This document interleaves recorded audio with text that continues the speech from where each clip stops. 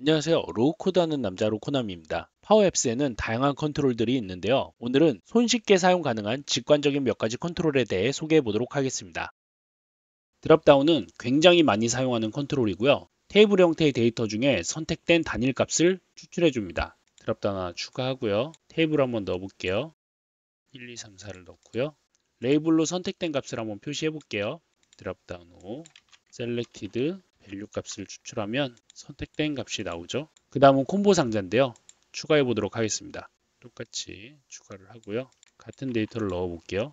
콤보 상자의 경우는 드랍다운과 다르게 다중 선택과 검색이 가능합니다. 보시면 이렇게 여러 개를 선택할 수 있죠. 그리고 검색 허용 버튼을 누르면 검색도 가능하고요. 지난 쉐어포인트 강의 때 제가 데이터를 가급적이면 텍스트로 넣으라고 말씀을 드렸어요. 근데 콤보 상자 같은 경우는 다중 선택을 하면 테이블 형태로 데이터가 들어가기 때문에 텍스트로 넣으면 입력이 되질 않습니다. 그래서 이런 경우 콩캣 함수로 테이블 형태의 데이터를 텍스트로 변환하여 저장하고 있습니다. 굳이 텍스트로 변환하는 이유는요. 여러 가지 형식으로 레코드를 저장하면 나중에 엑셀 같은 다른 프로그램으로 옮길 때 호환이 되지 않는 경우가 많이 발생합니다. 이게 작업을 하다 보면 다량의 데이터를 옮겨야 되는 경우가 생겨요. 그럴 때는 엑셀이 더 편하거든요. 이런 문제들 때문에 가급적이면 텍스트를 넣고요. 콩캣 함수는 테이블 형태의 데이터를 텍스트로 전환해주는 기능을 합니다. 레이블 하나 추가해서 콩캣 함수를 써볼게요. 콩캣 콤보 박스에 선택된 값들의 밸류를 구분자를 넣어서 추출해 보도록 하겠습니다. 3, 1, 2라고 나오죠. 레프트 함수를 써서 끝에 글자는 지워 볼게요.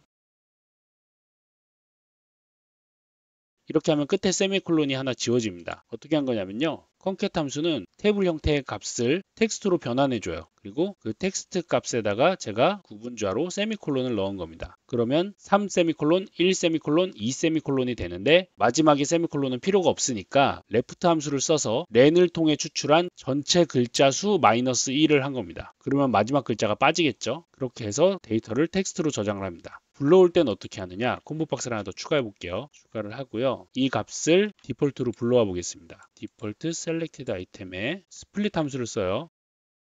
세미콜론을 넣어주면 이 값이 선택이 되죠. 이런 식으로 텍스트를 넣고 테이블로 변환해서 콤보 박스에 보여주는 형태로 사용을 하고 있습니다. 콤보 박스는요, 오피스 365 사용자 커넥터에 연결해서 직원의 정보를 조회할 수가 있어요. 커넥터를 한번 연결해 볼게요. 사용자 커넥터를 연결을 하고요. 아이템에 오피스 365 사용자 서치 유저고요. 서치 텀은 콤보박스에 서치 텍스트 그리고 탑은 몇 개까지 보여줄 거냐라는 말인데 10개 보여줄게요. 디폴트 값은 일단 지울게요. 검색 기능 추가하고 필드 편집해서 기본 텍스트, 디스플레이 네임, 서치 텍스트도 디스플레이 네임 이름으로 검색해야 되니까요. 그래서 미리 보기로 해서 그럼 여기 회사 직원들의 정보들이 나오죠. 최재원 클릭을 하고요. 레이블 하나 더 추가하고요. 검색된 직원의 정보를 한번 또 추출을 해볼게요. 셀렉티드 사람의 부서를 선택할 수가 있고요. 직책을 선택할 수도 있습니다.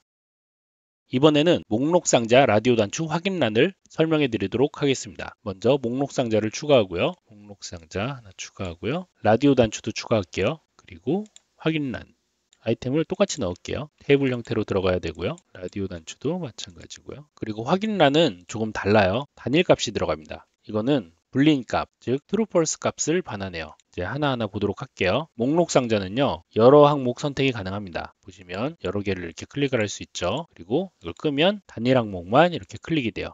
레이블로 선택된 데이터를 표시해 보도록 할게요. 레이블 하나 복사하고요. 리스트 박스 1을 셀렉티드 값을 표시합니다. 그러면 이렇게 표시가 되죠. 멀티 셀렉트가 된다라고 했죠. 그러면 이 함수를 그대로 복사해서 콤보 박스를 리스트 박스로 바꿔볼게요. 그러면 똑같이 텍스트 형식으로 나오죠. 그 다음은 라디오 단추인데요. 라디오 단추 지금 보시면 기본이 세로로 돼 있어요. 고급에서 레이아웃이 버티컬로 되어 있는데 호리존탈로 바꿔줍니다. 그리고 가로로 변경해요. 개인적으로 저는 주로 가로 형식을 쓰기 때문에 디폴트 값이 가로였으면 좋겠는데 세로로 되어 있더라고요. 이 부분은 참조해 주시고요. 라디오 단추는 단일 값을 불러옵니다. 레이블에 한번 불러오도록 할게요.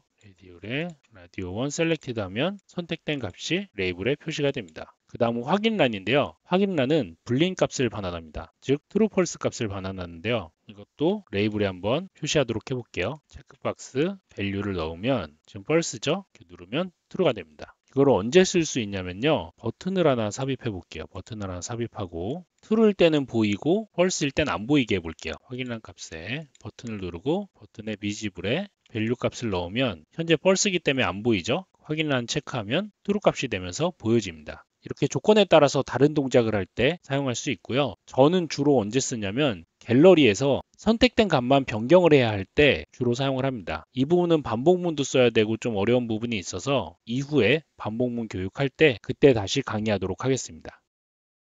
그 다음은 토글 슬라이더 등급인데요. 추가를 해볼게요. 토글 슬라이더 등급. 토글은 확인란처럼 true, false 값을 반환합니다. 아래쪽에 추가를 해볼게요. 레이블에 토글 밸류 값을 넣으면 해제일 때 false, 켜기일 때 true 이렇게 되어 있죠. 사용법은 아주 간단합니다. 슬라이더를 한번 볼게요. 슬라이더. 여기도 슬라이더 밸류 값을 한번 넣어볼게요. 지금 50인데 열면 70, 85가 되고 이렇게 바뀌죠. 자유도 높게 선택을 해야 되는 경우 슬라이더를 사용하면 굉장히 편합니다. 마지막으로 등급인데요. 이건 우리가 흔히 쓰는 배달 앱 같은 데에서 이제 별점을 주잖아요. 그럴 때 사용하는 등급인데요. 제가 이거 테스트를 해봤는데 소수점이 안 먹혀요. 소수점이 안 먹혀서 실제로는 크게 쓰실 일은 없을 거예요. 사면은 4칸이 칠해지고요. 오면은 5칸이 칠해져요. 최대값도 여기 정할 수 있어요. 10개로 뭐 늘릴 수도 있고요. 10점 만점에 9점이다 하면 9개를 칠할 수 있죠. 이 컨트롤은 사용법은 어렵지 않으니까 이 정도로 마치고요. 이 외에도 여러 가지 컨트롤들이 있는데요. 그 컨트롤들은 앞으로 강의하면서 계속 천천히 설명드리도록 하겠습니다. 그럼 오늘의 강의를 마치도록 하겠습니다. 감사합니다.